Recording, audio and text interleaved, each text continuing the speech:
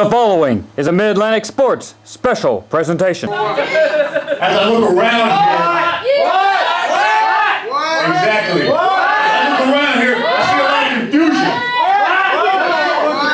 Some of you look at me like you know who I am. I don't know what the hell I'm doing here.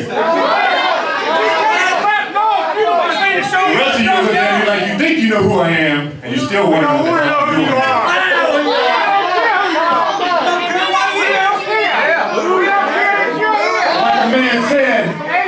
My name is Russell Simpson. You probably seen me on some of the national TV shows such as Raw, SmackDown, Heat, and Velocity. I've beaten people like Matt Hardy.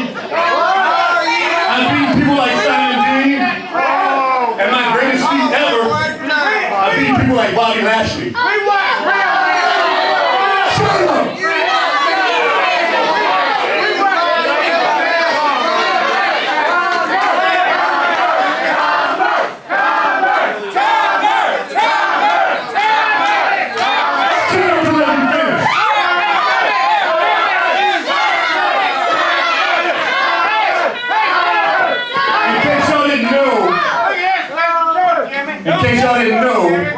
Connecticut's been hiring a lot of people as of late. What? And I've been busting my tail day in and day out. Up in Louisville, Kentucky. What? You need to go back to Kentucky. Well, let me tell you something, old man. I'm here for a reason. Sit down, old man. Just keep your Hooters shirt on. I got a call a week ago. Shut up, Paul. I got a call from Connecticut. And they asked me to do them a little favor. They said if I wanted that contract, if I wanted to be on Raw, I had to do them a favor. Man, you talk too much. Keep it right. Shut up, Paul. They told me about this pro-dog town called Burlington, North Carolina. They told me about this piss-poor wrestling federation that was actually trying to make a name. Shut up! Shut up!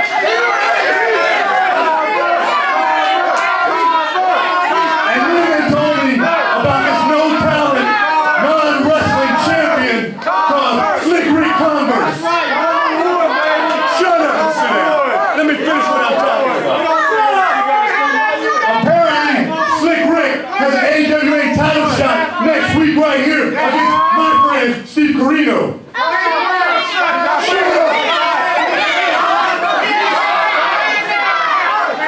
So when I got that call from Connecticut, they asked me to come down here tonight to take care of Slick Rick. Man, you drink. Shut up! They told me to come down here, take this title, so next week it'll be me against Steve Carino somewhere else besides Burlington, North Carolina.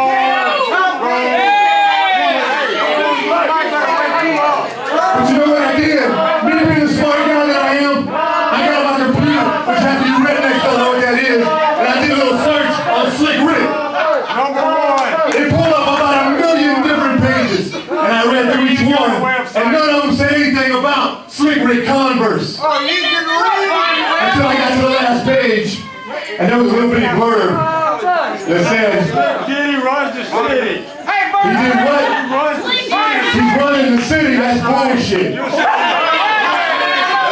But anyway, so I got on the phone and I called Steve Carino and I said, Steve, I need your help. I said, Steve, I need your help. I got to go wrestle this Slick Rick Converse, who I know you beat fair and square in the middle of the ring. 1, 2, 3. And you know what he told me? He said, Russell. He said, Russell, I wish I could help you. He said, but you can't tame lions, and you can't slay dragons, and you cannot walk into Burlington and beat Slick Rick. He said he is a 3-time heavyweight champion. He said he's beaten David Flair, and he almost beat Steve Carino. He did. So I said, Steve, if I can't beat him, how did you do it? He looked at me and he said, Russell, I am the AWA heavyweight champion. So I pulled out one of my tricks that I have in this big bag.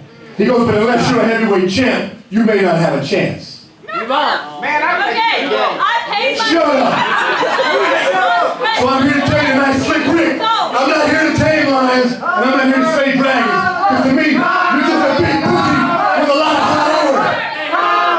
But tonight, when Slick Rick walks through these ropes, and he gets in the ring with me, I will walk out here with that title, and next week, I dare y'all to cheer for Slick Rick when he tries to run Steve Carino. Because there won't be any title at stake. Because I will be the next in line for that AWA title. So if Slick Rick is here, bring him out and we can do it right now.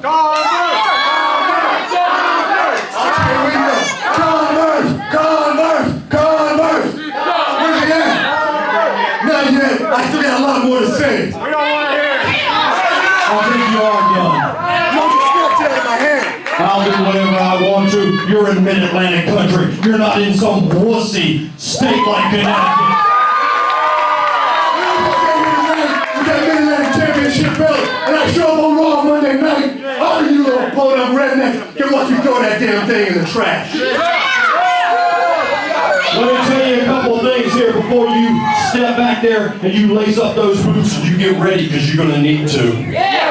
Two things. You don't step in this ring and insult us. We don't cuss. We're Southern gentlemen. That stuff happens up there. And you know those three initials we don't like to mention here. So you keep your language to yourself. And the other thing is, Slick Diddy's going to run your city tonight.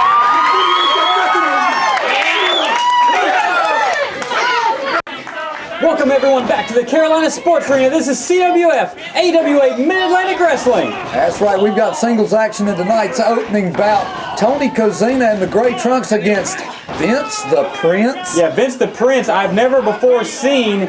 I believe he comes from, I don't know, the upper Mid-Atlantic, possibly the lower Northeast.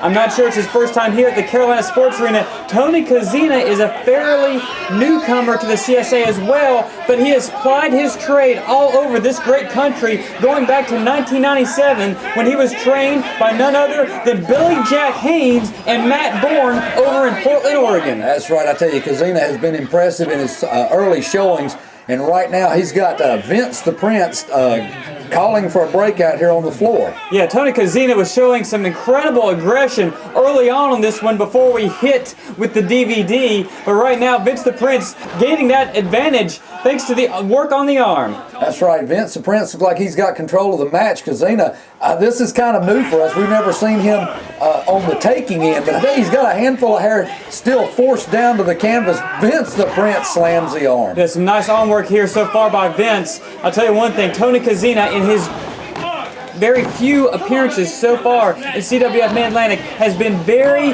very impressive. You know, I don't really think he's found his niche, so to speak. Sometimes the fans cheer him, sometimes they boo him. He just kind of walks that fine line somewhere in between, but he is certainly a competitor you have to respect between his obvious athletic prowess and then just that aggression he demonstrates every time he comes out. Well, you know, he does, and we've discussed this on earlier programs, he does remind me especially of a couple of wrestlers of Canadian-British descent, and if he has any kind of future like they did, then we've got bright things, big lights in the future for Tony Kozina. Yeah, I definitely think by the time this year closes out, Tony Kozina is going to be a name on the map in CWF Mid-Atlantic rings. That's right. Now Vince the Prince, he's back up there. They're fighting for power here. Vince is able to turn it around, pick Kozina up. Kozina reverses. Yeah, Vince collapsed on the body slam there, and Kozina almost scored an accidental 3 count, but Vince staying right on top. Kozina trying to block the suplex attempt, powers Vince up for a body slam of his own. It looks like I thought Kozina was going to the corner. He's getting right back on his man the way it's supposed to be done. Vince isn't done, though. Jackknife pin by Vince. Referee Charles Richardson making the count, but only able to get it 2. Yeah, Kozina looks like he's on the losing end of it. Look at this. Another collapse on the body slam. I think Vince needs to give that maneuver up. Yeah, that's one needs to drop. Kozina's back around. Looks like he's ready. Ducks under a clothesline. Vince trying to hold on to the top rope for everything he's worth, but now Kozina from behind rolls him up. Charles Richardson making the count, and just like that, Tony Kozina victorious in the opening contest here today. the tag team known as the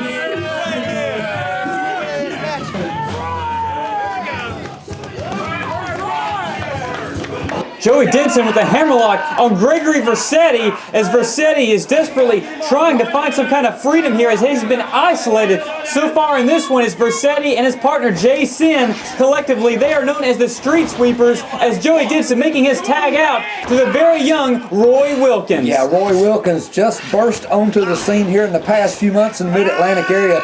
A trainee of the CWF Dojo, and don't forget, fans, we do that here in Burlington if you're interested. Yeah, for anyone interested in becoming what a professional wrestler is truly all about, just go to CWFMidAtlantic.com right now, go to the training section, and send in your request. That's right. I mean, you're seeing Roy Wilkins on TV right now, where 6 months ago, I'm not even sure I knew who Roy was. Oh, no one home in the corner by Vercetti, but thankfully for him, Jason was there to destroy Roy Wilkins with that clothesline. Yeah, we're seeing a little bit of a veteran tag team together. Finally makes the tag.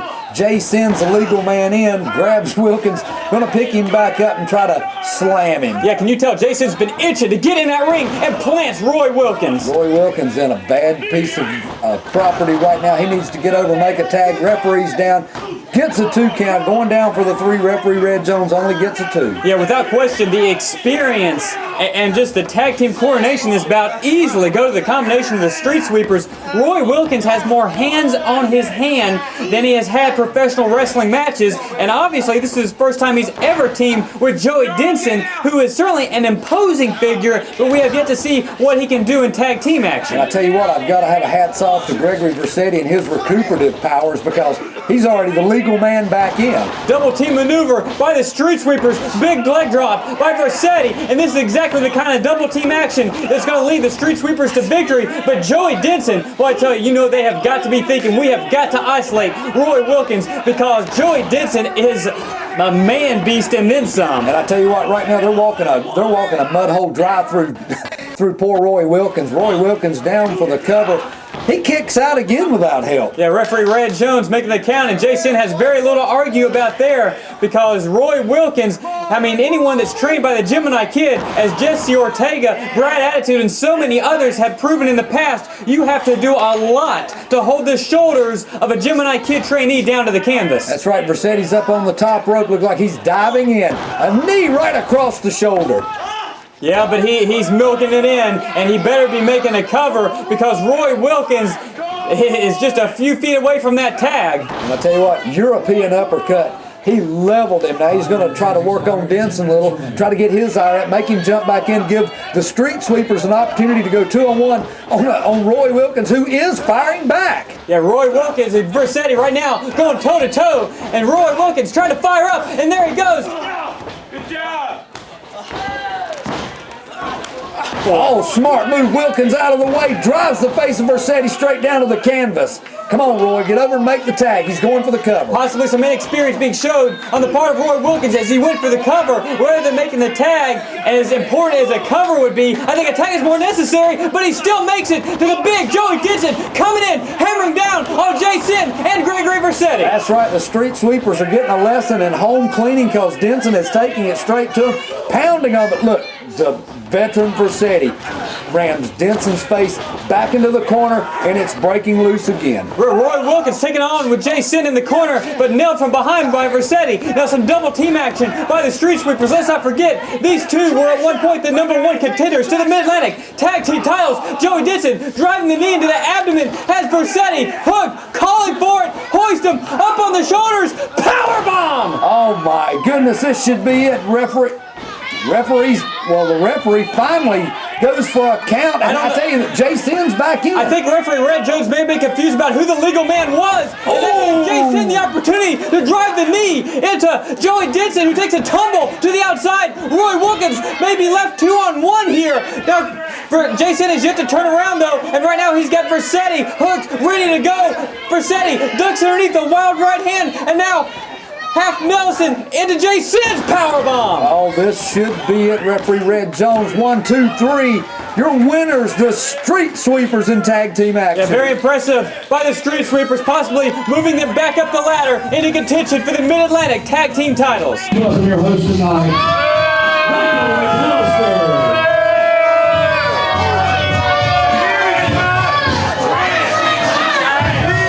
Welcome to the true hot seat.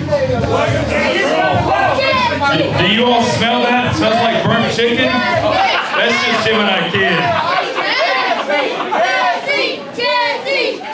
Shut your mouth.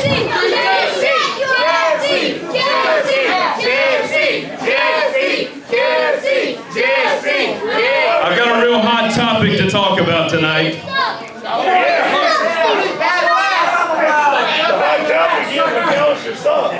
You see, the Geritol Kid's career was going downhill, so you all should be happy because I set his career on fire again.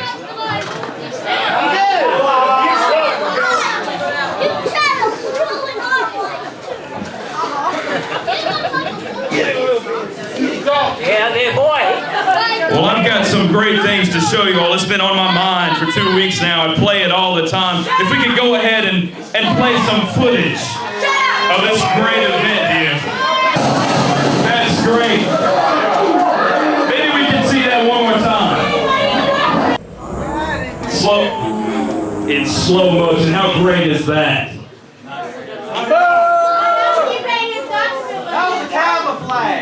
You know, the Gemini Kid wanted a street fight. I brought the fight to him. He unleashed a fury that came to him. And now the Gemini Kid is laid up at home, all bandaged up. Probably like The Dark Man, if you've ever seen that movie. Hey, you forgot whose head got in the toilet. It won't be Gemini. Oh, it was his. Yeah, he probably wished he had a toilet after that. Now that I'm taking out the Gemini Kid, I guess I'll just have to move on to bigger and better things. You suck. Oh, my bad.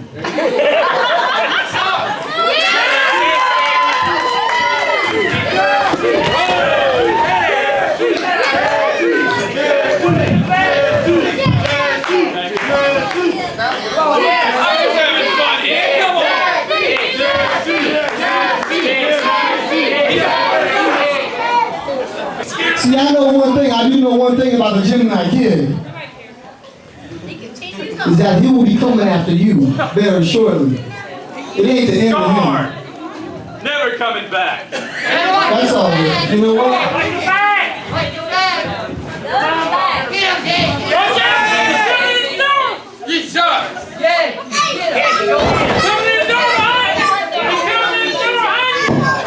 Hey, I'm gonna do this for the Gemini. He runs like a bird. Six-man tag action. Football. With a 20-minute time limit. Marcellus King. The Crown TV Champion. Augustus. And I want all of you to listen. And I want McBride to listen. And most of all, I want Commissioner Cross to listen. Because Cross, if you don't listen, I'll make sure Dale Gagne will.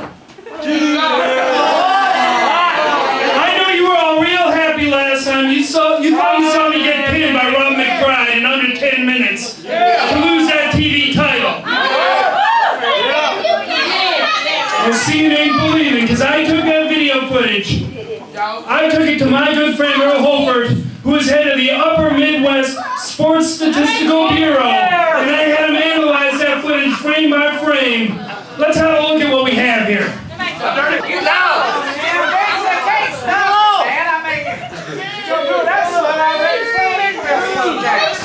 There! You see? That's a time limit draw. Let me ask you guys something. Does that look like a title change to you? Commissioner Cross, you give me that rematch. Or give the belt back to me. That's better. I never lost it. You take care of this, or so help me, Dale Gagne will. I'll be on the phone to him in a heartbeat.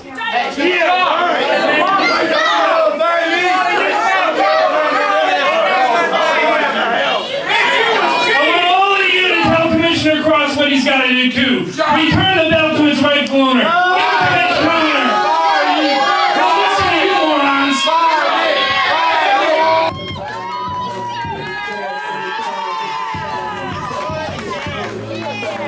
Well, we are set for some big six-man action here at the Carolina Sports Arena in Burlington, North Carolina. We have the Mid-Atlantic Tag Team Champions of the Southside Players alongside old friend Brass Monkey and their opposition tonight. I tell you what, King and Augustus, Marcellus King, Julius Augustus, and their partner, the up until recently TV champion, handsome Mitch Connor. How good is it to say former Mid-Atlantic television champion when referencing a very handsome man, Mitch Connor? Well, I don't think the folks in Minneapolis or up at Milwaukee, up there in the cheese land, the America's Dairyland, as he likes to say, are very happy with him right now, so he's probably got a lot to prove in tonight's match. Yeah, him and the Packers definitely have something in common in this season, but right now in the ring will be Smooth J Money setting up massive Marcellus King, double clothesline over the top rope, and the champs and Brass Monkey stand victorious so far to this point anyway. That's right, looks like a very handsome gentleman, and Augustus going to go out and check on their partner down on the floor.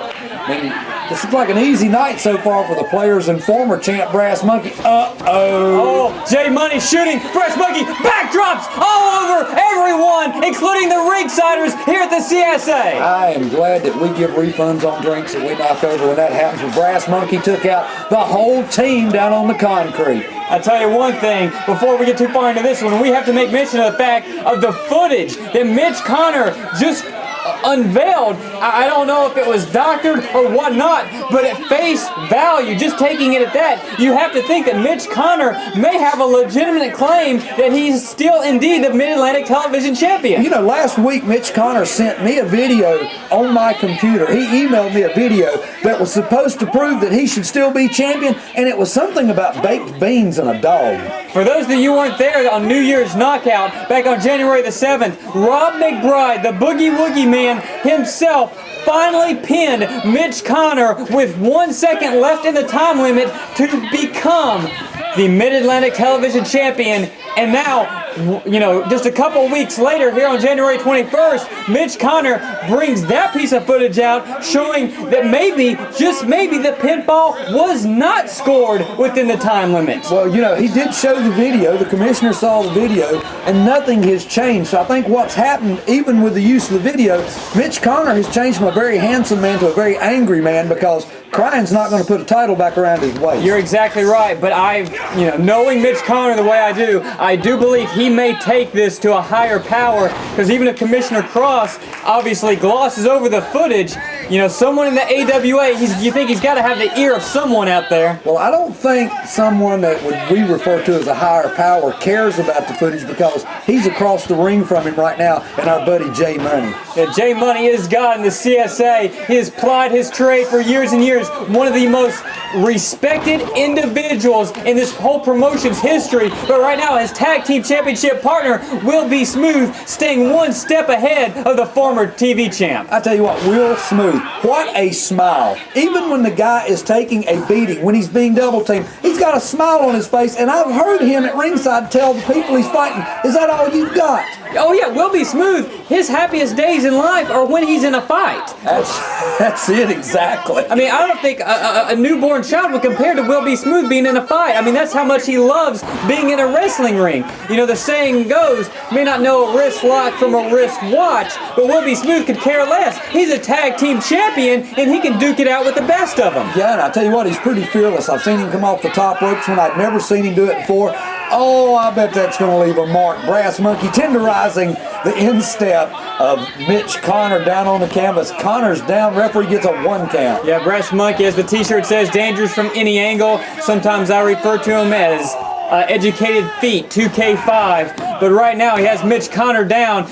Of course, Brass Monkey coming off a huge win at Battlecade 6 over old nemesis Sean Powers. Big dragon screw leg whip there by Monkey. Monkey did not only defeat Sean Powers, he made him tap in the middle of the ring.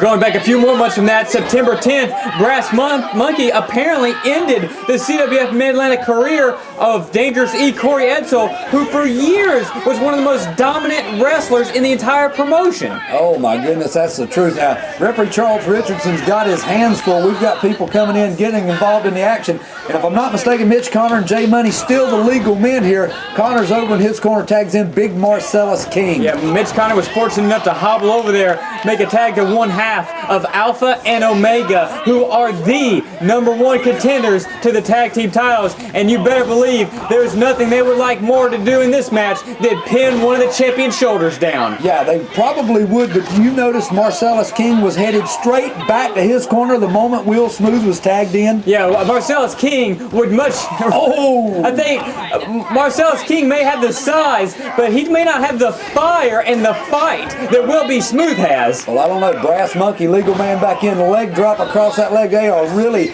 setting him up for something involving the leg. Monkey drags him back over in the corner. Oh, kick right into the knee. You know, yeah, I think when it comes to Marcellus King, psychologically, what kind of mindset is he in? It was just 2 weeks ago at New Year's Knockout that he was pinned for the first time ever in CWF action by the champ himself, Slick Diddy Rick Converse. That's right. J Money, legal man back in. He's going fist to fire straight into Big Man, going to whip him into the ropes. Return with a big clothesline. Big clothesline. J Money put all his weight into that one and was able to take the massive Marcellus King down, now hammering away on the abdomen, back on that leg in the corner. That's right. And I tell you, a man the size of Marcellus King, the way you equalize his size and power is you take him off his feet and it looks like, oh my goodness, great defensive move by King to get out of the way.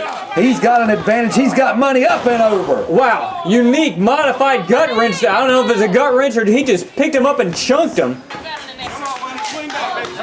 That's right, Augustus going to roll him over, expose his back, drop a knee right into the center of the spine. Of course, still to come later today, we're going to have one heck of a clash between the Mid-Atlantic heavyweight champion Slick Diddy Rick Converse and Ohio Valley Wrestling's very own, he's been at 0-1, he is Russell Simpson. And let me tell you one thing, after the words he had earlier here today, I'm cheering for the champ. Well, I believe most everybody is. I mean, the commissioner was none too happy, but I did appreciate the commentary about how Southern gentlemen act, and you'll have to forgive my accent. I mean, it's pretty obvious that I am from the South. Yeah, I haven't been all over this country, but I'm very proud to call North Carolina home because, as I said before, great wrestling comes from 3 locations: Japan, Canada, and North Carolina. And boy, am I ever happy to be in one of those 3. That's true. I mean, you know, it's 27 hours to Japan, so I'm just going to stick around here if it's okay with you guys. And we're back in the ring. J Money still in the ring, still getting worked over. A knee right in the middle of the spine, both arms being jerked back by powerful Julius Augustus. Money needs to make a tag. Not to get away from the match, Randolph, but you mentioned Japan, and I have to make mention of the fact that next week, Rick Converse is scheduled to wrestle Steve Corino for the AWA World title. Just a few short hours, halfway around the world in Japan, Corino is defending that title against Otani. So what transpires if Corino drops the title later tonight, this morning, to Otani in Japan? Well, I don't know. I mean, would the AWA fly Otani into Burlington for this match, or? I don't know. I just know 7 days away. It's supposed to be Converse Corino 2, and from everything I understand, it's going to be Converse Corino 2, belt or no belt. But you got to think, Otani, if for some reason he can pull off the win, he needs to be in Burlington in 7 days' time. Well, you know, even if Otani wins, then Converse is going to miss the AWA World Heavyweight title shot. I mean, but as long as he's got the Mid-Atlantic title, hey, he's still the #1 contender. Back to the ring action as J Money finally being able to take the tag out to Dangerous from any angle, Brass Monkey, who's hammering away on all 3 individuals. Yeah, Brass Monkey got a little upset having to sit over on the outside for so long. He is just itching to get in, and that looks like it's going to break down. He's going to sling King across the ring and follow him in. Oh, beautiful veteran move. Yeah, I think Monkey's a little bit upset because he hasn't been able to properly blister anyone with those feet. But my God, he may have just blistered the mouth of Marcellus King with that missile drop kick at the very last second. Somehow Marcellus King kicks out. That was a 2 7/8. I'm telling you, the referee's hand was a hair's breadth from the canvas when he was able to kick out of that one. Good count by the referee. Oh, and it looks like it may be breaking down. Will be smooth. Julius Augustus going at it in one corner. Here comes J Money to aid smooth out against Augustus. That's right. You know, this is breaking down. Augustus gets thrown across the ring. Oh, the 3P. Going for the pin, but Mitch Connor right there to make the save. Southside Players hit the tag team finisher, but thankfully Julius Augustus was saved by his tag team partner. Now Will be smooth dragging Marcellus King to the outside. That's right, you see Smooth go straight to the chops to the chest. Oh my goodness, a reversal. Small package by Munkey has him down. Charles is paying more attention to what's going on the outside of the ring than he is what's going inside the ring, and that's a 3 count by Brass Munkey. Marcellus King rolling over. Mitch Connor on top. He's got a handful of tights there. And the referee's still walking around confused. Come on, Charles, the tights. Pay attention, Charles. I tell you, this is an outrage. Your winners, if you can call them that, Alpha and Omega and handsome Mitch Connor, but you saw what I saw, and everybody in the Carolina Sports Arena except Charles Richardson saw. Yeah, I dare Mitch Connor try to pin Brass Munkey. 1, 2, 3, clean, no tights, no interference. Oh my goodness, King over here in the corner. He's got hold of one of the tag titles and he sure is staring that thing down. Well, he's staring at that thing like he's looking into a crystal ball that's showing the future. But as for now, the tag team champions, you better believe, are still the Southside Players, Will be smooth and J Money. We are set for Mid-Atlantic television title action. Right now, the Shadow right in any hurry to lock horns, John with the ringsiders, but Rob McBride has him from behind, hooks him up on the corner. Oh my goodness, I think somebody just opened the door. They must have run over a skunk in the parking lot. What's that smell? I don't know, but the Shadow knows. And he's also filmed the suplex as Rob McBride on top of things. Rob McBride basking in the glory as the new Mid-Atlantic television champion. And I tell you what, it took him 4 tries, was it, before he was finally able to get the pinfall in the 10-minute time limit. Hey, I'm proud to have Rob McBride as a TV champion. Yeah, God bless him. And also, God bless. Big shout out to Commissioner William L. Cross for allowing Rob McBride to continue wrestle for that TV title and finally giving him the no-run match in which if Mitch Connor had left the ring at New Year's Knockout, Rob McBride would have automatically become the champ. And I tell you what, we're going back to the ring. The Shadow has just shown me something that I have not seen in years. The Shadow is obviously, I mean, we know him to be a veteran grappler. He likes using shortcuts. Yes, actually a veteran. He's also a Three Stooges fan. Didn't you just love those eye rakes? I mean, that was Mo Howard. Rob McBride possibly getting the luck of the draw here in his first Mid-Atlantic television title defense against the wily Shadow.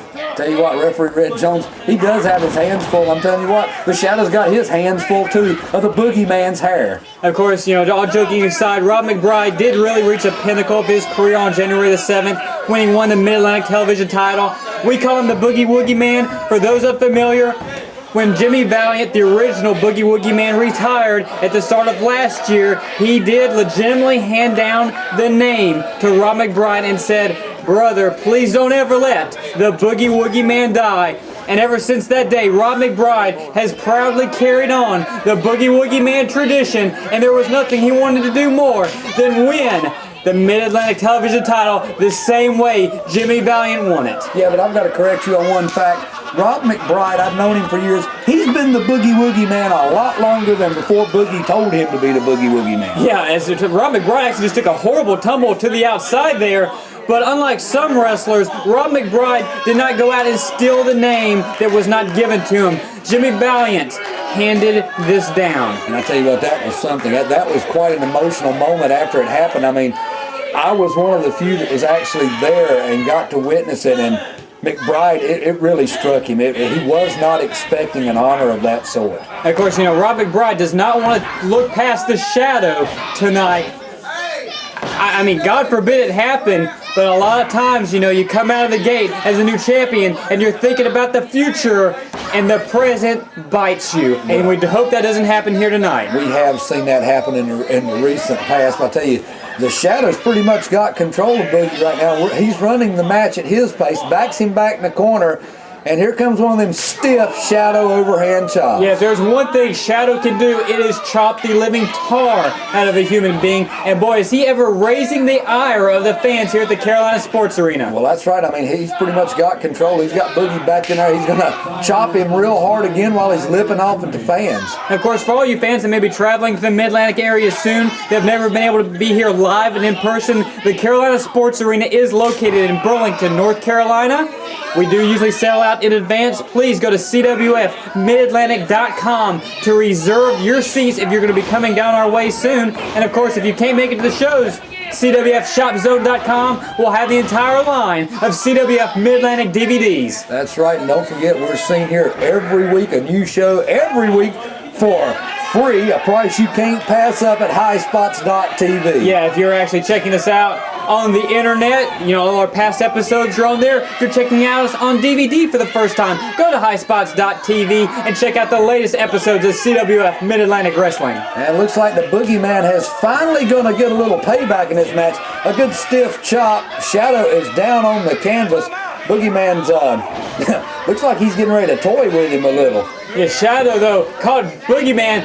That kick may have been a touch low. Of course, low blows are automatic disqualifications. So referee Ray Jones may have perceived it not to be that. But the Shadow takes a tumble to the outside, and Rob McBride going out after him. That's right. Looked like the Shadow almost landed in Big Donnie's lap. I hope he didn't spill his popcorn. McBride's going to pick him up, lean him up against the pole, and you know what's coming now. Oh! And that is the fan, Big Donnie, not to be confused with the wrestler, who sometimes referred to Big Donnie as well, Donnie Dollars, a member of Fatback Enterprises. And I'm pretty sure they're not related. That just happens to be one of those things with names. Yeah, exactly. Rob McBride staying around on top of Shadow after the outside adventure there. Hooking Shadow, going for the Saturday Night Superstar, it appears to be. Nails it!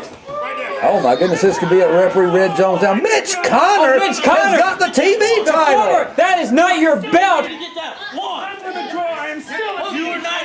Oh my goodness, referee needs to do something. Get the man down. McBride's back up, is gonna boogie kiss. Mitch Connor just tried tossing the title to the Shadow, but referee Red Jones thankfully intercepted it. The Shadow now back on Rob McBride, possibly a big opening for him. Rob McBride all the way around, sunset flip a tip, has the Shadow down, 2 and 3, and just like that, Rob McBride successful in his first Mid-Atlantic television title defense.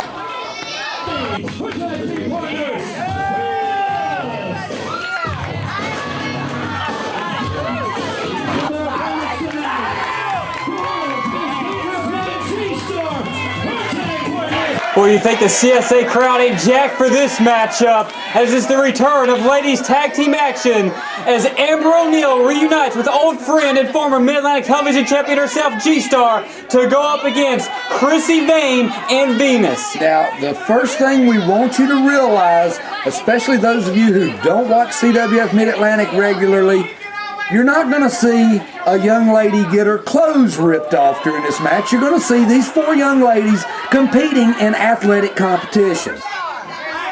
We get started here. We do want to wish Krissy Vaine well, as she is wrestling her final professional wrestling contest. She's entering into the entertainment category. She has been signed a contract by that one promotion that doesn't put on wrestling matches. That's right.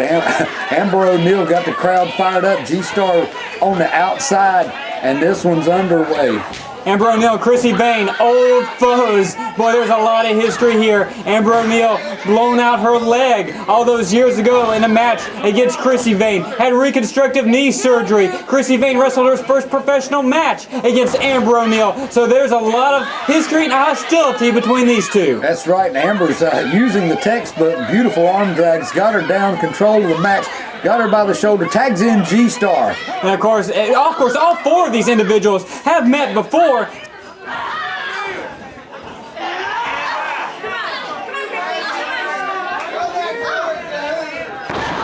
Krissy Vaine first come into the business as a valet. Yeah, of course, she was alongside who is now the Mid-Atlantic heavyweight champion, Slick Diddy, Rick Converse. She parted ways with him, went on her own, began traveling around this great sport. That's right, and she's got GeeStar backed up in the corner right now. GeeStar gets the break.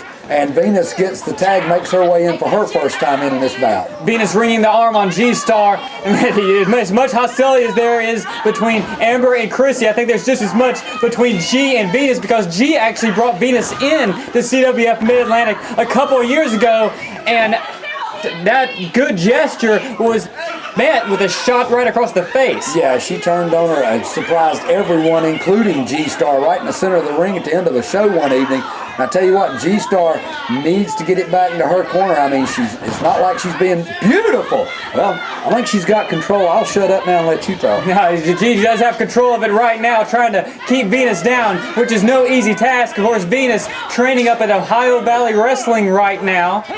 That's right, Amber O'Neal, the legal lady, in. She comes in, drives a boot right across the arm of Venus. Venus down on her back. Amber picks her up with a little bit of helping hand of hair, which is not totally unusual in ladies' bouts these days. Yeah, I think Amber and G, to say the least, have a slightly more tag team continuity. As you know, way back, you know, when CWF was first formed, this was the two women that were the foundation of CWF women's wrestling. Yeah, that's right. As a matter of fact, Amber O'Neal, then known as Amber Holly, became the first FWA, Frontier Wrestling Association, Women's World Champion. Yeah, and of course GeeStar, you know, kind of saw the light way back in 2002, and ever since then, those two have really been inseparable in and out of the ring as the best of friends. That's right. Krissy Vaine makes her way back in as a legal lady, and she's got Amber backed into the corner, a big chop across the chest. And Amber drives the shoulder block down, taking Krissy down. Thunderous clothesline does the same. That's right. Amber O'Neal looks like she's got control of the match. She's going to back Krissy into the corner. Yeah, every single offensive opportunity Krissy and Venus seem to get, the tide is quickly turned by Amber and G. Heads as their takedown there by Amber. That's right. Amber's got control of the situation. Krissy's backing into the corner, begging off. Amber's making sure she's not being rushed in on. Shoots her off into the far corner. Boy, can you tell which two ladies actually wrestle in the Mid-Atlantic and which two spend a lot of time up north, or what? And I tell you what, Krissy Vaine's getting treated like a rag doll. Saved by Venus, pulls her out of the corner. Yeah, saved by Venus, and they needed that because their world was getting rocked by Amber and G so far in this one. And I tell you what, Amber O'Neal's down. She just took a kick across the back of the shoulder. Can do a lot of damage to the arm. But I tell you, look right back into it. Krissy Vaine has gone back to the hair. Amber is still trying to fire back with everything she's got. Amber O'Neal needs to get over the corner, make the tag to GeeStar. Krissy Vaine doing the smart thing, even though she's keeping it in the center of the ring. What? Snap suplex. What a snap suplex. Very impressive. I dare liken it to the days of Dynamite Kid, but that was one of the prettiest snap suplexes I've seen in a long time. Yeah, that was one you could classify as sudden. Krissy Vaine is trying to keep Amber down, multiple 2 counts there, but not able to get the 3. Hair takedown, viciously aggressive by Krissy Vaine. Yeah, Krissy Vaine's got the knee drove straight into the spine of O'Neal at this point, and she's going to keep on working her over. I mean, the mouth is moving constantly. What is with her? Yeah, Krissy Vaine just taking Amber down constantly with those hair snaps. Venus now climbing to the top rope, measuring Amber O'Neal and coming down with some form of axe handle on the top of the cranium there. That's right. Venus, the legal person in, she's cutting Amber off and getting over to her corner. I mean, Amber knows which corner she needs to get to. She's still got that much about her. She knows where to go. Beautiful. Venus trying to take the arm apart of Amber O'Neal. Very true, but of course anyone that knows the history of Amber O'Neal, her opponents actually will generally focus on the leg more so than the arm because of that reconstructive knee surgery. You know, sometimes, and I'm not for sure about Amber, but sometimes a knee may actually be more flexible and stronger after the surgery today than it was 10 or 15 years ago. So sometimes that's not the best way to go. You do have an excellent point there, Randolph, which could have something to do with Venus's game plan, because it is obvious that she is going to town on that left arm right now with that overhand hammerlock. And I tell you what, look, the fight is still in Amber. Amber's trying to fight her way out of the situation, trying to get back over to her corner, but we had another takedown by the hair.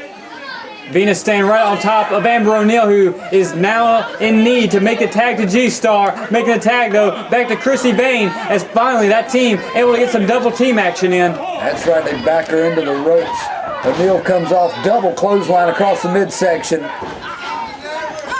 Another cover by Krissy Vaine, who's been going for multiple covers in this contest, but still not able to get more than a 2. That's right, she's going to climb on her back, and watch this, she's going to pull the arms back, working on the arms and shoulder. I mean, at least they are working as a tag team in this. Now, this maneuver, the camel clutch, actually puts more pressure on the lower back than the arm, but she's getting yanking on that hair. Amber, though, driving her back on top, an inverted cover, and almost got her. That's right. You see Venus's boot coming to the picture there. She come back in and try to make sure that there wasn't a pinfall attempt there by O'Neal. GeeStar's in now. Referee Charles Richardson's trying to make her leave the ring while we've got 2-on-1 on O'Neal in the opposite corner. Yeah, G had had enough. She couldn't take any more. Watching there on the ring apron as the double team action continues. Now Venus beckoning no one home for the elbow. That's right. Amber O'Neal's heading towards her corner, takes the boot across the middle of the back. But like I said, at least she knows where she needs to be. She's trying to get in that direction.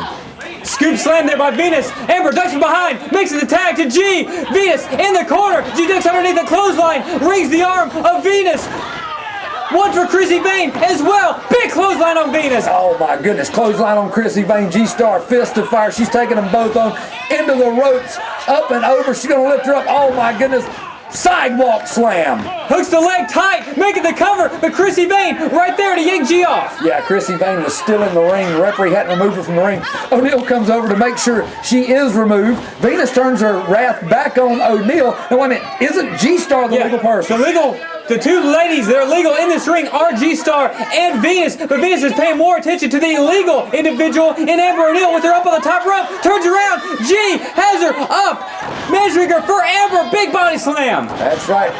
Oh my goodness. Amber driving the flying elbow in off the second rope. Now G off the ropes. Big splash, crushing Venus, making the cover, hooks it tight, spear by Amber, and just like that, the ladies of the Mid-Atlantic dominate the OVW and the Big E in the sky.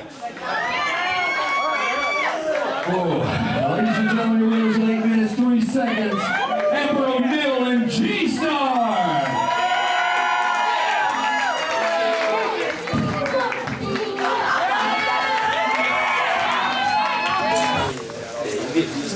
Yamaha, this is it. Headlining where we should be. Top of the card. Matty D back from the dead. I don't think so. This is all you, baby. This is all you. This is all Fatback Enterprises. That's right. I got it, man. Matty D don't stand up to the box office draw. You guys know that, right? All Fatback Enterprises. We got it. Boy, this should be a clash of the titans.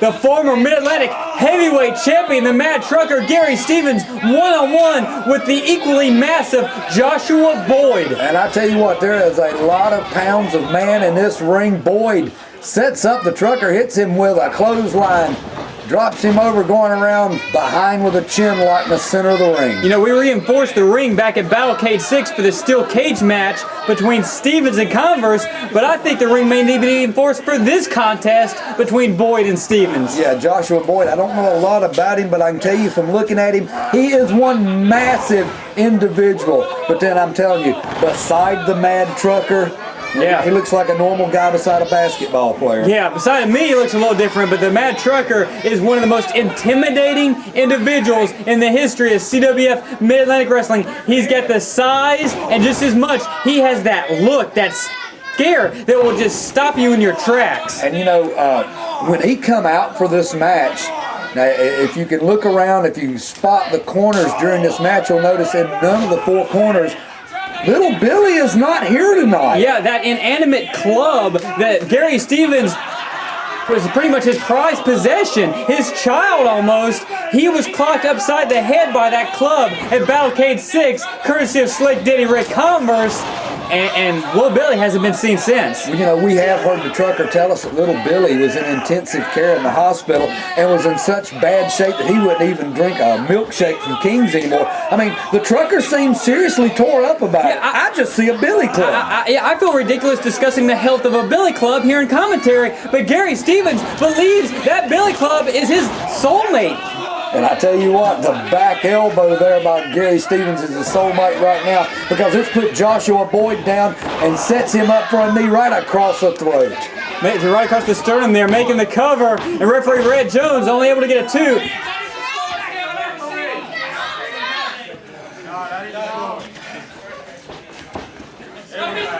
Another big chop. Boyd flat on his back. The Mad Trucker's gathering up a little steam. Looks like he's getting ready to put this joker into overdrive. Big leg drop crushing Joshua Boyd, but still only able to get a 2. Well, you know, that's kind of a lax cover by the Trucker. I don't think he's through with him yet. I think it's lax because Gary Stevens is still thinking of Rick Converse and the Mid-Atlantic heavyweight title that he no longer owns, fighting for a suplex. Are you kidding me? I tell you what, Joshua Boyd's trying to roll him over. Supersized package there, but only able to get a 2. That's right, referee Red Jones down. Mad Trucker able to power out of it. Both men back up on their feet again. Ducks under one clothesline. Sunset flip, my God. Joshua Boyd goes aerial. Doesn't hook the legs across the arms and only able to get a 2. Yeah, it's just a little bit too close to the ropes, but I mean, we didn't expect this out of this guy. Joshua Boyd showing a lot here in this contest. Clothesline grazes across the jaw of Joshua Boyd. Gary Stevens now backs him up, shoots him again across the ropes, ducks under another clothesline. Gary Stevens plows through him with a 3rd clothesline. That's right, the Diesel's fired up. Referee down 1, 2, 3 count. This match is over. Your winner, the Mad Trucker, Gary Stevens. Possibly still steamrolling along to another shot at the Mid-Atlantic heavyweight title. All right, Maddie, this is it. This is it. I mean, this is all it comes down to. You know you've got this. You know you've got this, Maddie. If I could just go out there and do what I did and get the 1, 2, 3, you can do this. Who is Michael Yamaha? Michael Yamaha claims to be the most decorated athlete in the CWF, but really, he's the most decorated piece of crap. Matty D is power supreme, and tonight, Matty D will reign over Michael Yamaha. I think he means it. I do.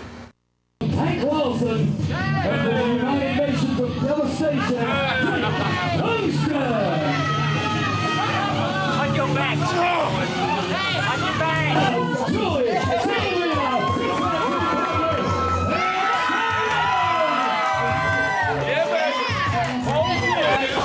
Tag team action back underway as the team of Drake Tungsten and Tank Lawson, being managed by Cornelius J. Lumpkin III, go 2-on-2 with the aerialistic combination of Joey Silvia and Xsiris. Yeah, Xsiris, Joey Silvia up, big double drop kick, sends Lawson and Tungsten reeling out to the floor. Well, this is the classic case of speed versus power, and right now the power is on the outside, and the speed is looking to fly. All across all 3, the manager and both competitors. Yeah, the best part is, don't leave out the best part, Cornelius J. Lumpkin caught part of it too. That's right. Xsiris trying to sling some feeling back into the arm after that. He rolls Tank back in for G-Dub Joey Silvia, who rolls him over and sets him up. Yeah, the team of Joey Silvia and Xsiris have not been together since, it's been 3 years since they were formed as the New Hype. Does anyone remember that? Now, I don't remember that, but I do remember seeing the 2 of them together. And as a unit, they can be incredible, but the power of Tank Lawson makes a big save for him. But Joey Silvia is 1 step ahead every step of the way, taking Tank Lawson down in his own corner. That's right. It looks like Joey Silvia is setting him up, going to pull him up and over. Lawson's trying to fight his way out of the suplex. Of course, the story in this, look at the power of Tank Lawson. Tank Lawson showing that power. I'm telling you, I have heard from so many people in the locker room, Tank Lawson doesn't know how strong Tank Lawson is. And that's scary considering last year he was doing an open arm wrestling challenge to anybody. Yeah, and how many people picked up the challenge? 1? Yeah, Rob McBride actually had Tank Lawson beat, but thanks to Cornelius J. Lumpkin III, Tank Lawson escaped with the victory in that arm wrestling contest. Well, that's right, but he's using the arms to his advantage right now, clubbing across the back of Joey Silvia, and he's daring Silvia to punch him, and it's like having no effect. Oh, that poke to the eye will have some effect, all right. Hey, Mo! Joey Silvia now saying, Tank Lawson up. Big Russian leg sweep there, making the tag to his tag team partner, another former Mid-Atlantic television champion back in 2003, 2004. Wheelbarrow's his partner down top. That's right, Xsiris already in a pinning predicament, gets a 2 count. Barely able to get out of that. Tank Lawson's still flat on his back. He's trying to figure out what's going on here. Xsiris going to drive the boots back to the big man while he's down on the canvas, take advantage of making a welcome mat out of him. Of course, the story here is Tank Lawson and CJL III. They're rotating door as tag team partners. They've gone through John Kerman. They've gone through Donnie Dollars. Right now they're at Drake Tungsten. Are they ever going to find someone that's compatible with Tank Lawson as the airplane spins it and then Samoa drops Xsiris to the canvas? Tank now dragging Xsiris back up, who definitely needs to make the tag to his partner Joey Silvia. Tank, though, not paying attention, Garry right upside the head by Xsiris. Now, wait a minute. He has got a manager on the outside of the ring. Why isn't the manager telling him to watch for that move? I'm sure that has been seen before. I've seen Xsiris do that before. Yeah, Joey Silvia now in. Drake Tungsten making the tag. Right, Drake Tungsten finally making his way into the ring. Joey Silvia working over Tank Lawson. Got Drake backed into the corner, fist to the forehead. Hammering away on Drake Tungsten, who is the legal man right now. Joey Silvia dragging him to the opposite corner, continuing to pound away on the body of Drake Tungsten. I tell you what, a few more of those are going to knock the spray on tan right off of Drake Tungsten. Well, Irish whip in, and Tank Lawson runs right through his own tag team partner. Boy, I tell you what, Tank Lawson cannot get a tag team partner that is cohesive with him. Well, that's right, and I still believe... And now his own manager! Well, maybe the cohesiveness is being affected by the guy in the suit on the outside. Xsiris flies over Joey, leg drop to the back of the head of Drake Tungsten. Joey Silvia now ascending to the top rope. Tank Lawson still down and out on the outside of the ring. Yeah, Joey's going to measure him and come off.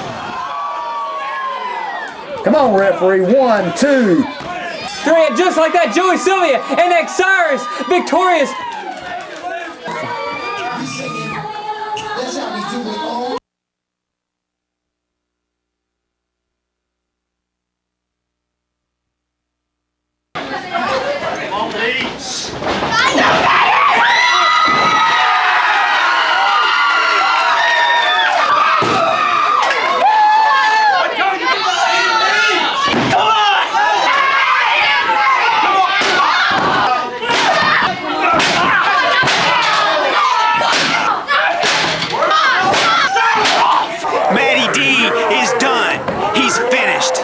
He is dead. I dare anyone to ever cross the path of Fatback Enterprises. Because if you do, you will find yourself just lying alongside of Matty D, resting in peace. Matty D, he's not in bed. Matty D, he's not walking on crutches. Matty D, alive and well and beating the car out of Michael Yamaha. You don't mess with me!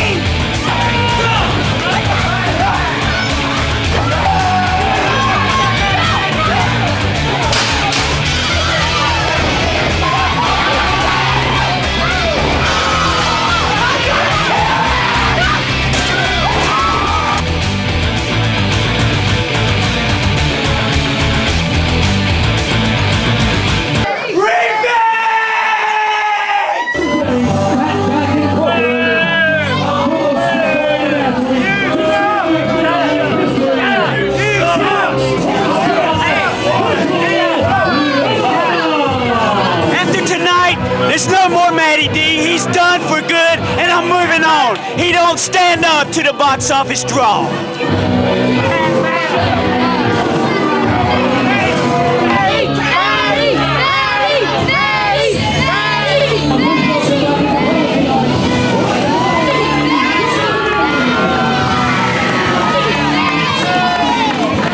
Let me tell you, Randolph, this is the contest that brought me to the building here tonight. Finally, the grudge match that we've all been waiting on and that Michael Yamaha wants nothing to do with. It's rock and roll, Matty D, one-on-one with the box office draw.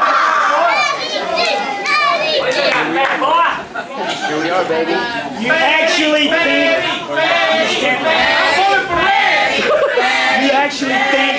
you belong in the ring? The box office draw? You don't stand a chance in here with me, boy. You got nothing, boy! You got nothing! You don't stand a chance! Come and get it, Mike. This is your last shot. You got it? Come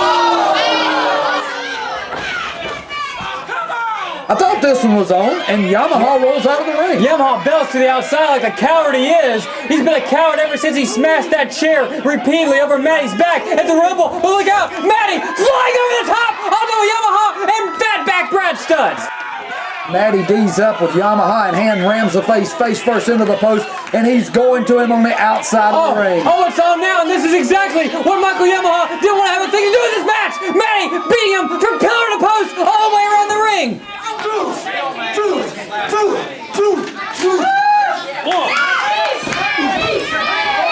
I tell you what, Matty D's going to roll him into the ring, and he's going to the ropes. Matty going for it all, going for it early, but Fatback up there trying to somehow grab a hold of the feet of Matty D and prevent the inevitable crashing down all the way to the floor. Yamaha took advantage of it and hung Matty D on the top rope. Matty D rolling in pain down on the concrete. Ladies and gentlemen, those aren't pads. That's concrete you see out on the outside of the ring. Yamaha finally back into the action. He's going to go straight to the face of Matty D out on the floor, and we've seen this before. Yeah, thanks to the interference of Brad Stutts, Yamaha taking full advantage of it, now choking Matty out with the ring apron. It was way back last October 1st at the CWF Rumble that Yamaha beat Matty D half to death with that steel chair. Ever since that day, Matty's done everything he can to try and get back in a wrestling ring, compete again. He was supposed to have the bout at Battle Cage 6. He was robbed of that opportunity, won the match on a countout because Yamaha flat out left the ring.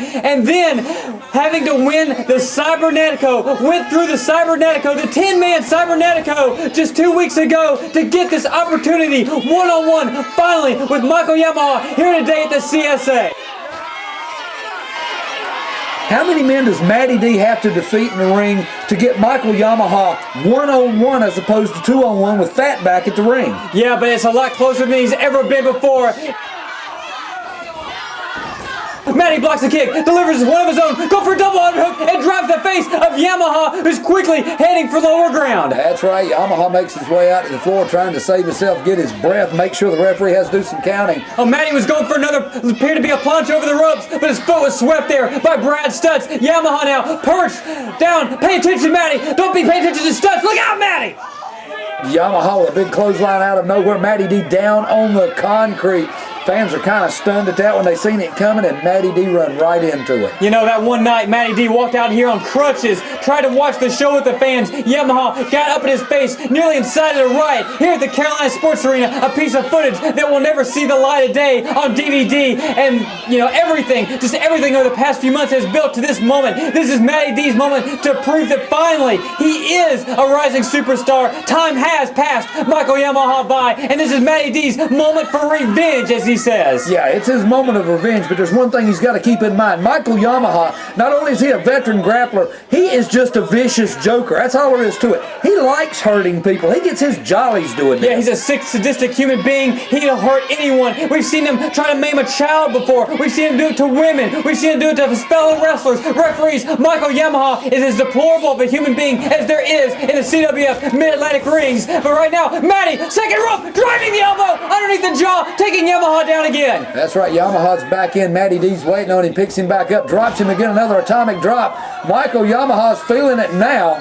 Perfectly executed atomic drop, an inverted atomic drop, and even a better clothesline. Has the leg hook. Referee Ray Jones making the count. Yamaha out at 2. Yeah, Yamaha's able to kick out. I tell you what, the lightning elbow dropped down into the sternum by Matty D. Another quick cover. That's right, referee's down. Yamaha's able to kick out before the 3 again. Oh, Matty D, tell me he's not one step ahead of Yamaha and Fatback every step of the way in this contest. Shooting Yamaha up again.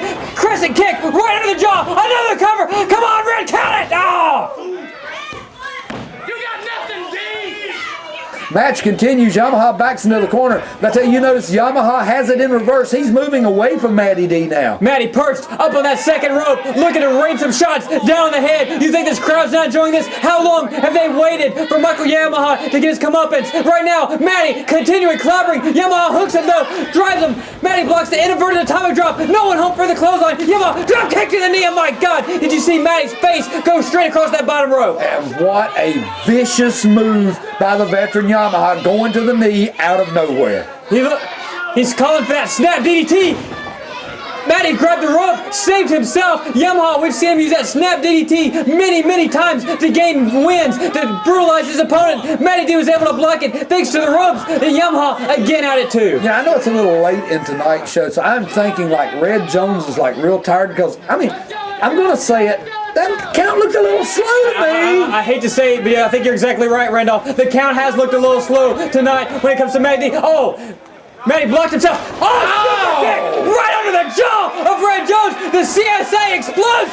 Yamaha having a fist super kick by Matty. Matty D just super kicked the teeth right on Michael Yamaha. The referee's down. Matty on the top. Stairway to heaven.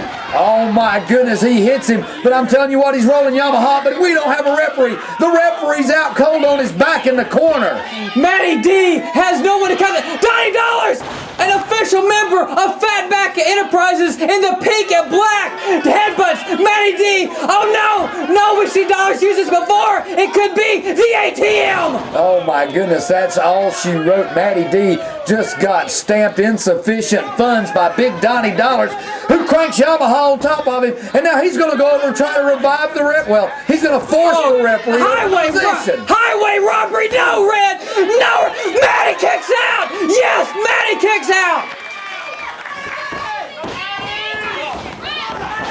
Donnie Dollars raining down boots on Matty D in the ring. You tell me this referee doesn't feel the ring moving? The referee and everyone's lost complete control of this one. Donnie Dollars, unrelentless. GeeStar, Roy Wilkins trying to make the save for Matty. Donnie Dollars hightails it right out of the ring. Dollars outside the ring. G and Roy chair in hand in the ring. Stutts arguing with his adversaries inside the ring. The referee's still down. The match is still in progress, but it's come to a complete standstill. I tell you what, this is unreal. We have GeeStar and Roy Wilkins with a steel chair in hand trying to take control of this situation. Oh, wait, look at this! The memories of October 1st coming back. G asking the crowd, asking Matty. GeeStar handing the steel chair to Matty D. G and Roy chasing Stutts and Dollars right out of the building. This is his time. This is Matty D's time. One-on-one, chair in hand. Do you remember October 1st, Yamaha? That's right. Yamaha's begging for his life right now. Referee Red Jones face down on the canvas. And who is this? What was that? It was a figure dressed in black with a silver mask, come in with a low blow, and now we've got a short DDT. Matty D face first into the canvas. Yeah, Yamaha hit that snap DDT right on top of the steel chair. Come on now, Red! Don't count it! Don't count it! Your winner, Mikael Yamaha. Yeah, but it took Donnie Dollars, Brad Stutts, a steel chair, an unconscious referee, and someone dressed in black to do it. Yeah, you need 20 guys to beat Matty D, because you sure can't get it done on your own. And I tell you what, Roy Wilkins trying to help Matty up. GeeStar standing over and making sure that Yamaha doesn't come back in the ring. And of course, Yamaha chair in hand.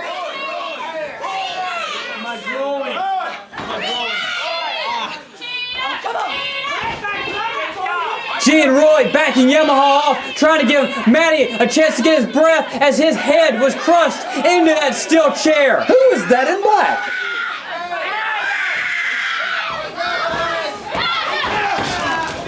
Oh, look out! Look out, Dollars! Shot from behind on both Roy and G. Stutts in the ring now as well. That's right, they come back in through the front door after Roy and G turn their backs. Now it's Yamaha back in the ring, and we've got 3-on-3 if Matty D is not face down on the canvas. Oh, G hammering away on Yamaha! G hammering away on Yamaha! Meanwhile, Dollars and Stutts taking it out on Roy on the other side of the ring.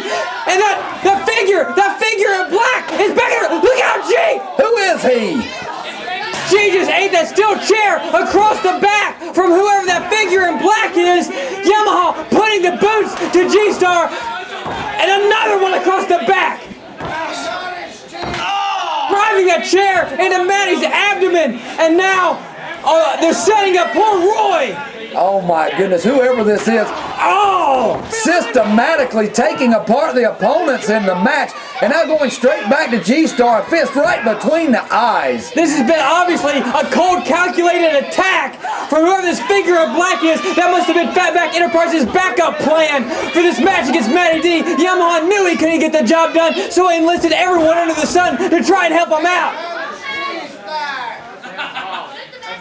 Wait a minute, we might find out here. There's no way. It's a woman. It's Amber. That's not any woman. That's Amber O'Neil. Amber teamed with G earlier tonight. The fans at ringside holding their stomachs in disgust.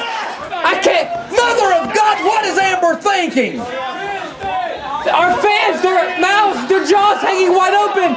Amber putting the boots to G, to Roy, to Maddie. Yamaha and Stutts. Come on, G. You're the most dangerous dude in wrestling, G. You're so bad, G. You're so bad, G. I thought you were so tough. I thought you were so tough, sweetheart. And I cannot believe Amber O'Neil just spit in G's face. Why would Amber do something like that? Why would she do something like that? Amber leaping into the arms of Brad Stutts and into Donnie Dollars as well. What? I want one for G.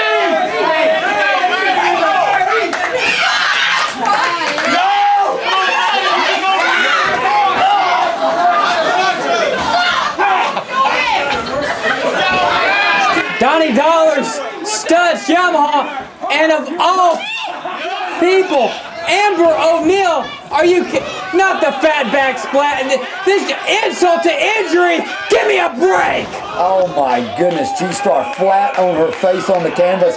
Gets the complete weight of Fatback and Amber O'Neil. Amber O'Neil going back to the boots in the middle of GeeStar's back. We got 4 people face down in the middle of the ring. I just don't understand why Amber would do anything like this. She's been one of the most popular icons in CWF Mid-Atlantic for wrestling for years.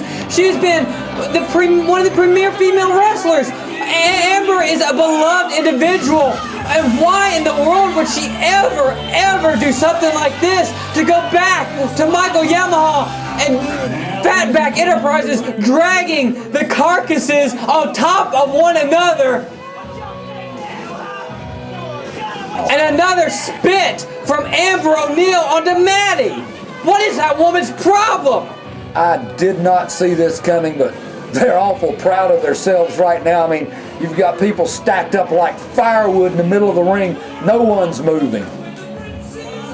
Fatback Enterprises has just changed the entire complexion of CWF Mid-Atlantic Wrestling. Matty D, Roy Wilkins, and GeeStar dead and buried center of the ring. Yamaha, Dollar, Stutts, and Amber O'Neil standing victorious. Tell you one thing right off, it's only getting started. What do you people think about that, huh? Just when you thought it was done, we added somebody to the picture. You never knew it, huh? How about it now? How stupid do you all look? Nobody can take Fatback Enterprises. Nobody! Yeah, I hope you're proud of yourself.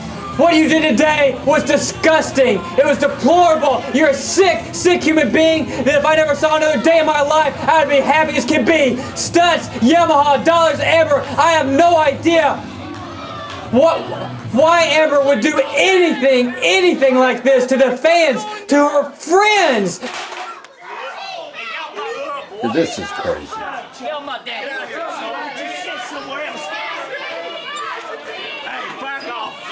Swing at my man again, boy. Swing at my man again. Swing at my man again. Swing at my man again. Swing at my man again. Brad, throw him out. Now, he's out. He's gone.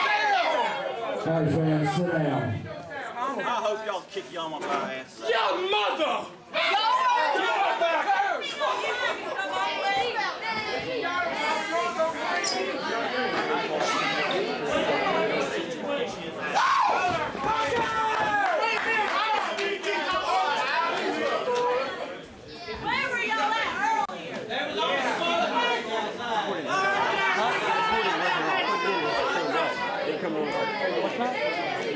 Battery's dead.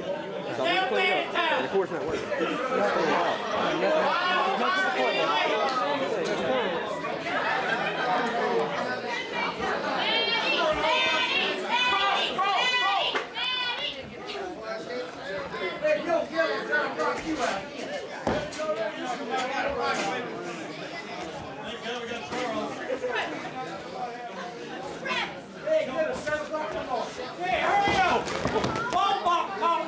Don't worry about the ref.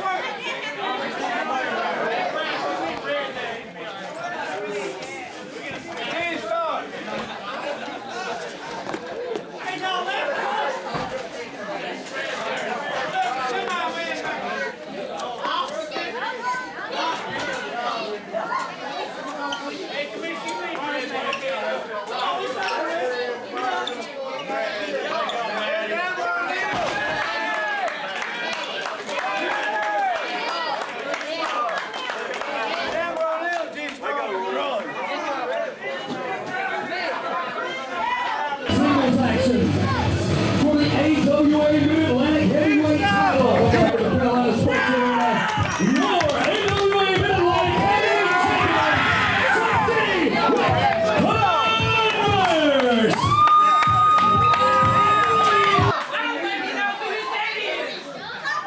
That's what this one is indeed all about. It is for the Mid-Atlantic Heavyweight title, and Rick Converse making his first defense of this reign, this being his third reign against Ohio Valley Wrestling's and formerly 01 Max's Russell Simpson. Yeah, the referee calls for the Bellis Championship match is now on. And we have seen Russell Simpson here in CWF Mid-Atlantic about a year ago. Very impressive grappler.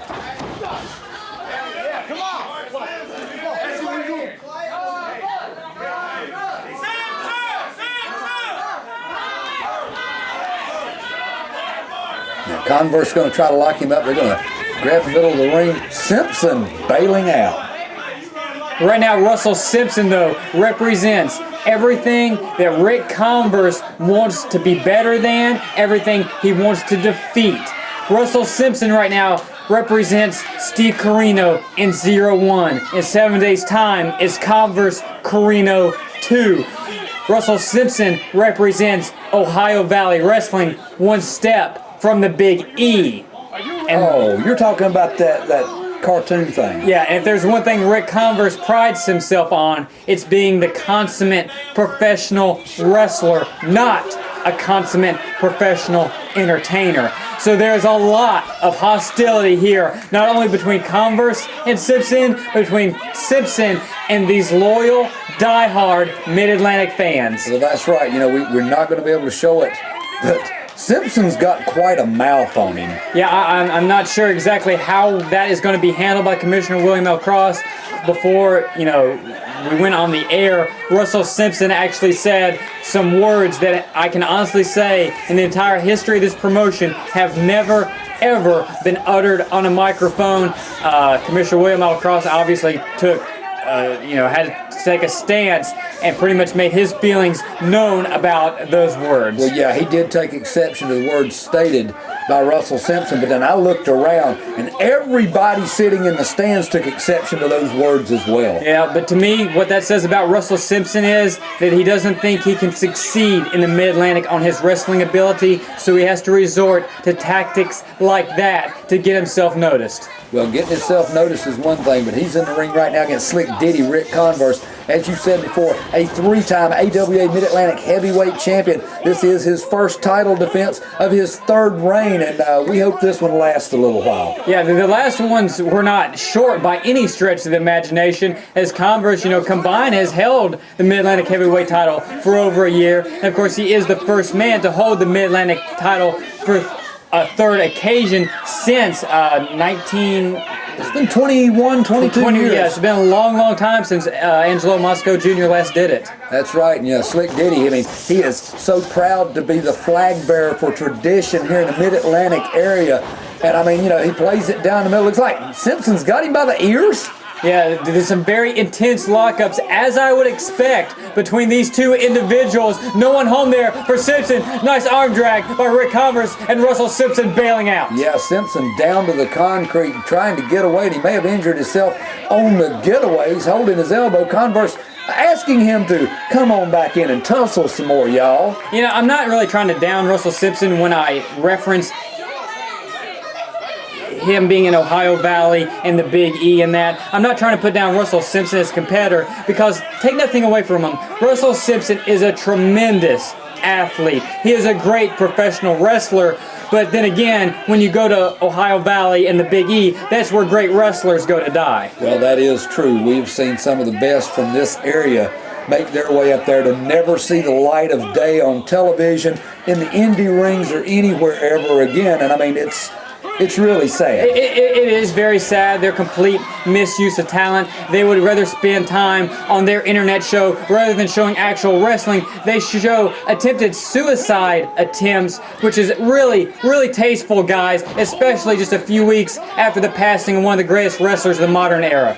Yeah, but you know, tradition is nothing to those fellas, and let's get off of that. Let's get back on this. I mean, we are tradition. Let's don't make a tradition out of cracking on those who thumb their nose at our tradition. You know, let's stay above that. Right now, Rick Converse, though, looking to lock horns one more time with Russell Simpson, who once again bailing to the outside, as obviously the straight-up, hard-nosed wrestling game plan of Russell Simpson has gone by the wayside, as Rick Converse has brought a little bit more to the table than I believe what Russell Simpson was expecting him to bring. Yeah, and if you're just tuning in, what you may be thinking right now is you're watching Russell Simpson do his best handsome Mitch Connor impression when Mitch Connor had the TV title, because he's spending more time out on the floor than he is in the ring in contact with the champion. And of course that, out of the ring doesn't fly here in the Mid-Atlantic. Russell Simpson aggressively now cinching on the side headlock there. Yeah, I think what's happened is he's had a few moments to realize that he is in a little bit deeper than maybe he first thought. I mean, judging from his words, he thought this was going to be a cakewalk. He was going to come in, take this belt back to Ohio, and thumb his nose all the way out the front door with it. Pretty much exactly what Mitch Connor did. He, from Milwaukee, won the Mid-Atlantic television title. Lightning isn't supposed to strike twice, but Russell Simpson certainly could make it strike twice here on January 21st at the Carolina Sports Arena.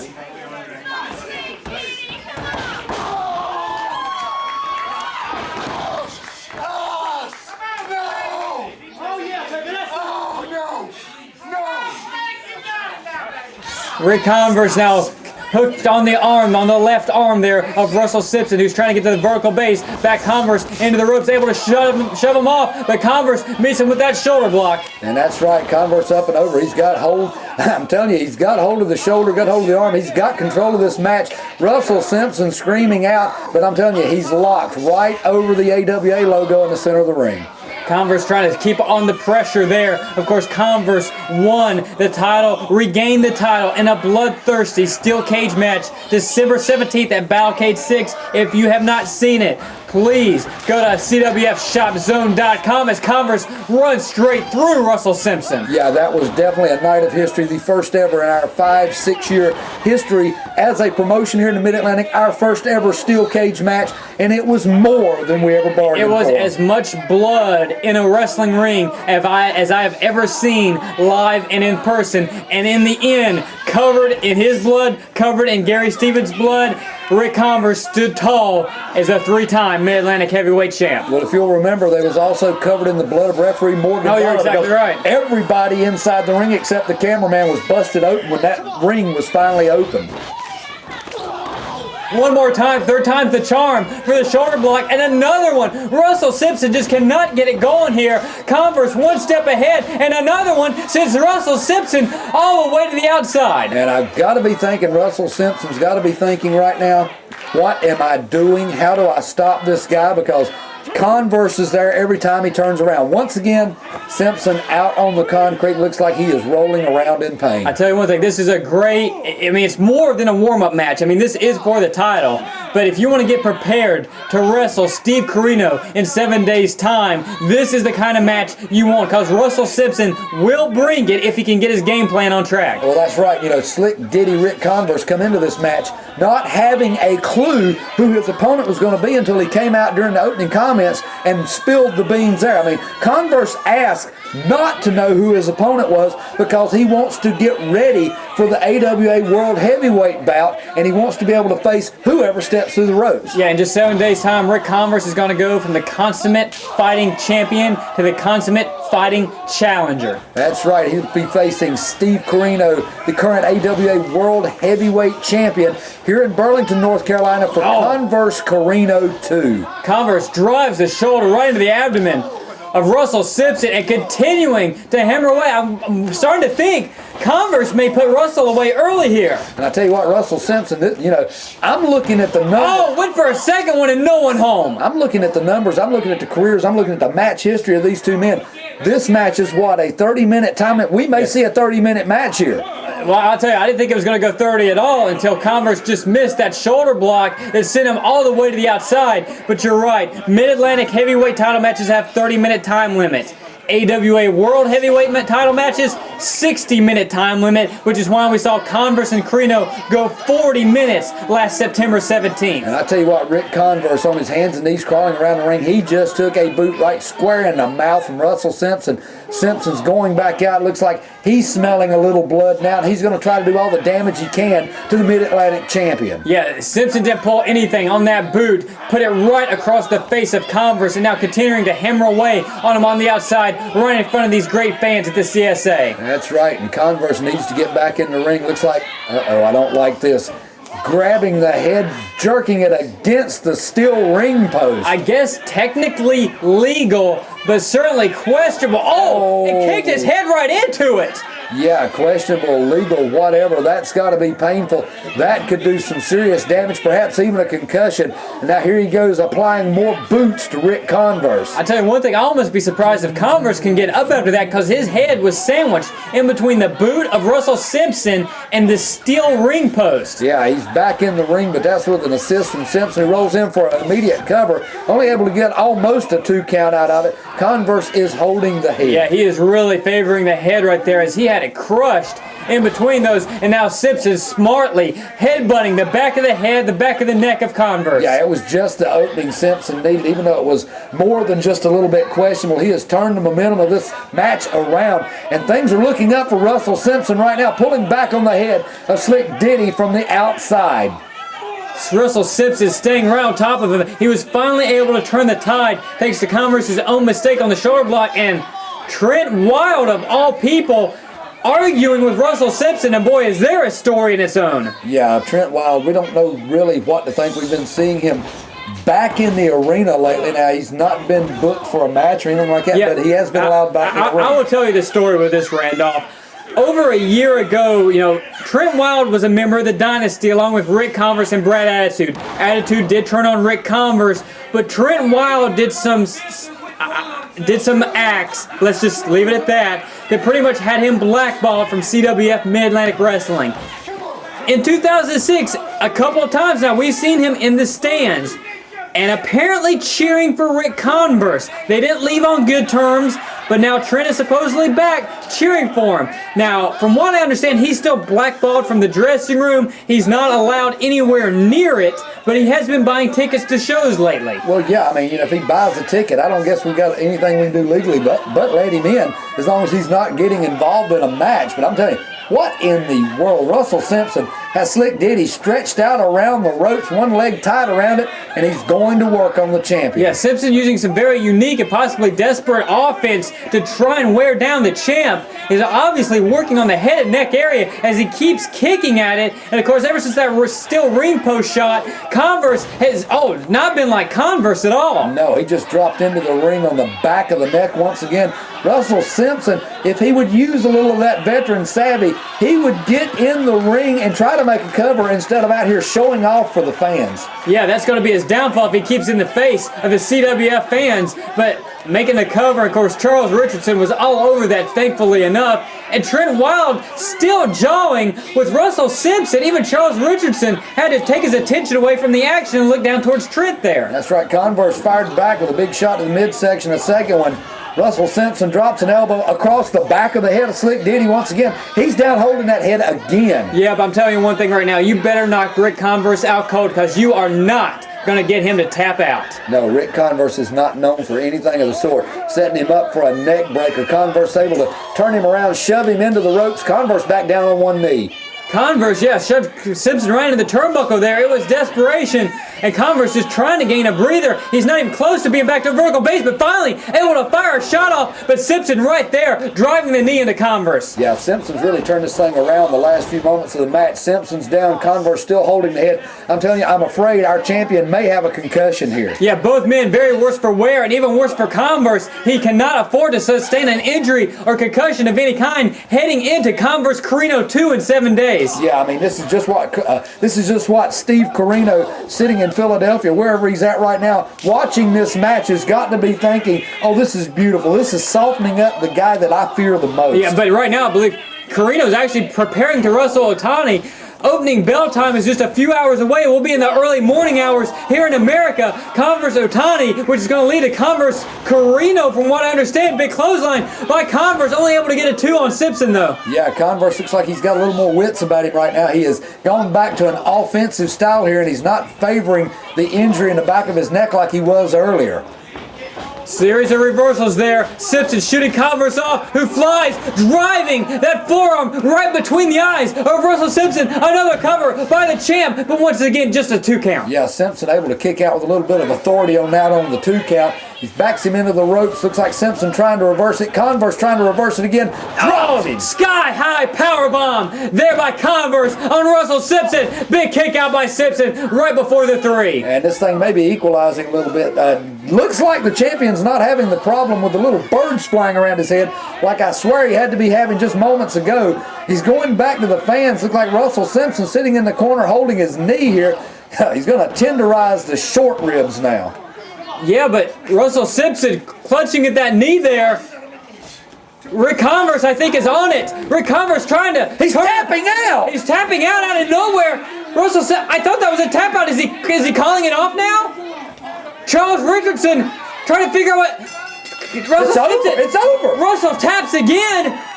I don't know if it was coming off that sky-high power bomb or what it was, but somehow Russell Simpson did something to his knee. I don't know if he tweaked it, if it became dislocated, but as he was retreating there, obviously he had no feeling in the knee, and just like that, Converse is on it, turns him into a half crab, and Russell Simpson immediately taps out.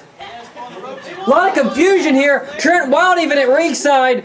A lot of confusion as Rick Converse is successful in his first Mid-Atlantic heavyweight title defense. Russell Simpson put on one heck of a contest though, but falls short. Possibly it's just a fluke of destiny that he does fall short, but regardless, we are headed to Converse Carino 2 in just 7 days time, and Converse at that time will indeed still be the Mid-Atlantic heavyweight champion. Thank you for joining us here. It's January 21st at the CSA. Go to CWFMidAtlantic.com now for more CWF DVD releases and CWF Mid-Atlantic, bringing the world back to the Mid-Atlantic area. What's your deal with him, man? I just come out to help him. They say he's trying to help. They say he's trying to help. Yes, he was. He's trying to Do something. I can't trust him, man. You don't think so? I was going to get paid for a ticket here.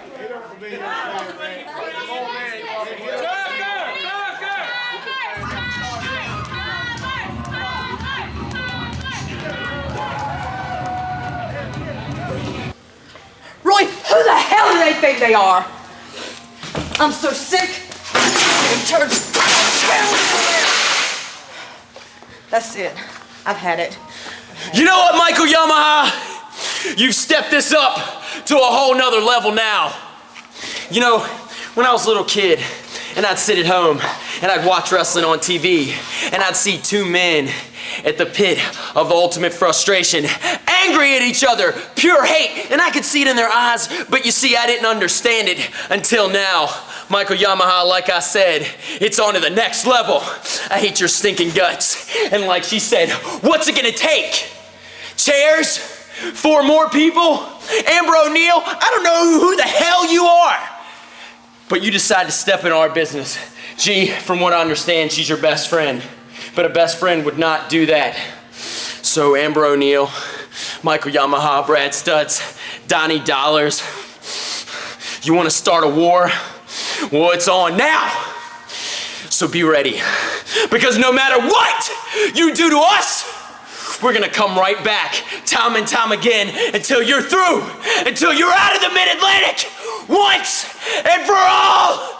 Ah! Yeah! Fatback Enterprises! This is the best meal I've ever had. Y'all should have got yourself something to eat. Listen, Sawyer, I'm glad you're here. I'm glad you're here to document. There are people that do that for a living. Don't worry about it. I'm glad you're here to document this, Sawyer, because Fatback Enterprises, the booze is flowing, the girls are here. Amber, the hottest girl in professional wrestling right here. Like there was a question.